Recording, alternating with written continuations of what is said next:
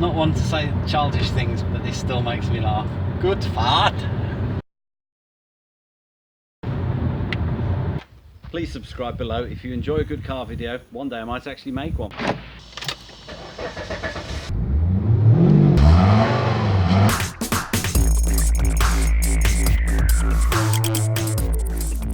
Just taking the car out to dry it because I'm too lazy to use a chamois leather, and I'm driving along the road, and this is literally a minute from my house, and somebody seems to have spontaneously crashed onto a straight piece of road.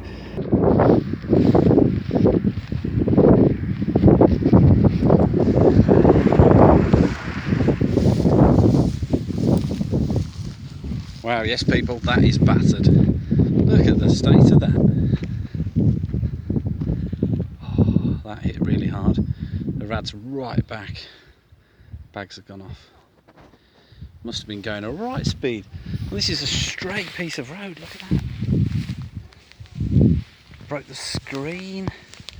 It's taken the radiator straight back into the engine. The engine's crumpled into the bulkhead. Both lights have gone. Wow. There is a car on the Accessible Autos fleet that we don't like to talk about, just because it's so dull. It's this 2010 Passat R-Line 2-litre diesel, 110 horsepower, and it's the one that Mrs. Accessible Auto drives around in because she doesn't like driving my Volvo. This is a car that carries a bit of a stigma. Imagine the worst trouble you've ever been in your life. Did you steal a sweet from your local sweet shop? Did you not hand your homework in at school? Did you run off with an underwear model? All of those things pale into insignificance compared to what Volkswagen did. This is one of the emission scandal cars. We've had numerous reminders to go back to Volkswagen, and we've refused on every occasion because we quite like it the way it is. As with all of my cars, they come from Copart. We buy them super cheap and we repair them and we turn them into decent cars again. But we are making a video of it now because we're going on a bit of an epic road trip. We're doing a 1,000-mile trip down to the seaside with the kids overnight. We're going to drive across Germany, Austria, Slovenia and into Croatia. Here is us going on the whole day, 1,000 kilometre journey, one 2010 R-Line Passat, 2-litre diesel. You can see how it performs. We're going to take it to the seaside on its holidays. It's a nice clean car, as you can see. It sparkles in the sunshine. It is probably the dullest car in the world though. It's got many good features like wheels and mirrors and glass and stuff. So that's why we like it, because it's sensible and reliable. It says TDI on the boot, and it's a 2-litre TDI, not a 1.6. It's a common rail, not a PD. And we've got 1,000 miles ahead of us, and car-phobic wife and children. Hi! We've been travelling 40 minutes in our R-Line Passat. We're just approaching our first border crossing. This is the edge of the former communist bloc, the old Iron Curtain between Czech Republic and Germany, and we're just about to cross into Germany. Only got another 8 hours and 8 minutes to go, another 800 miles. And this is the border crossing we're just coming up to now, and of course nowadays there's a McDonald's there.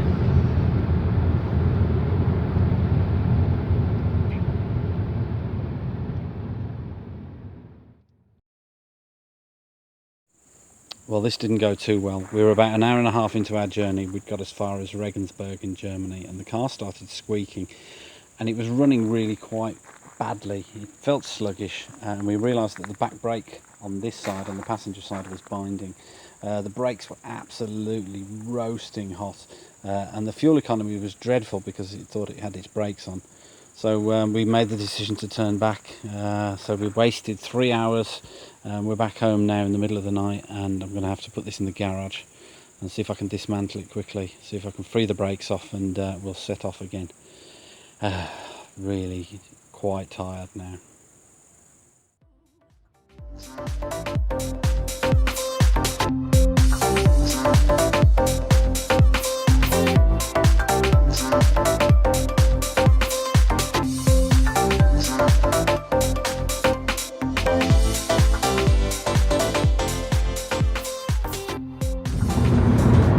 So 12 hours after we started this video, we had a bit of a setback last night. We are now making our way down to Croatia in the Passat.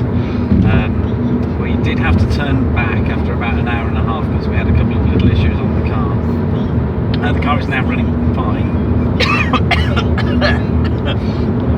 And oh dear. we're heading towards the Austrian border.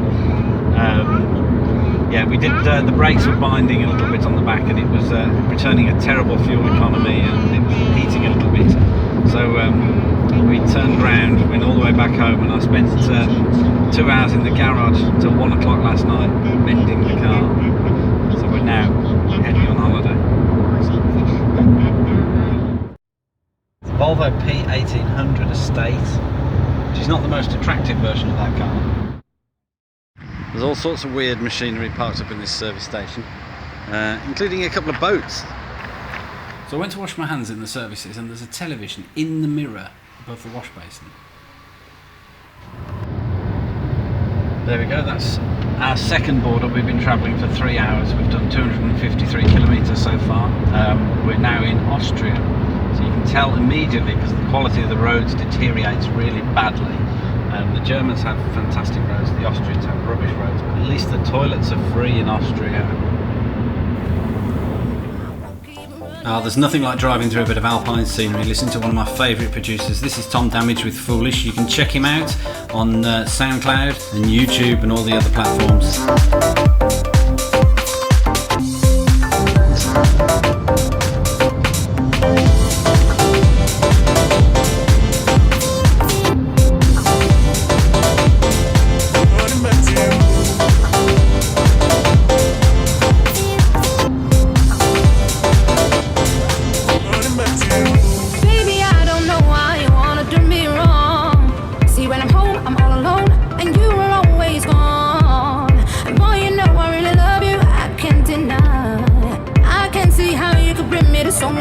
After all these years, when I get the strength to leave, you always telling me that you need me. Wow, check this out on the trailer here. That's a Mercedes C123 Coupe, late 70s. You can learn to appreciate me, and it all remains the same. That you ain't never gonna change, never gonna change, never gonna change.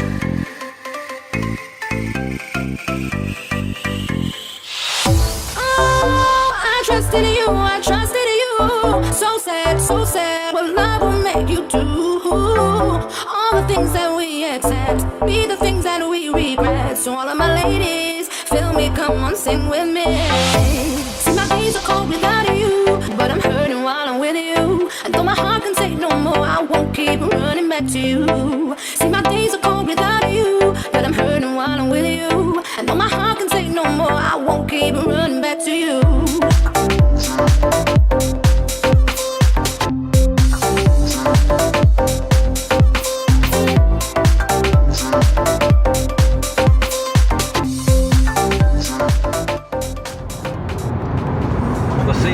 Is actually stunning, but you do miss quite a lot of it because we're underground.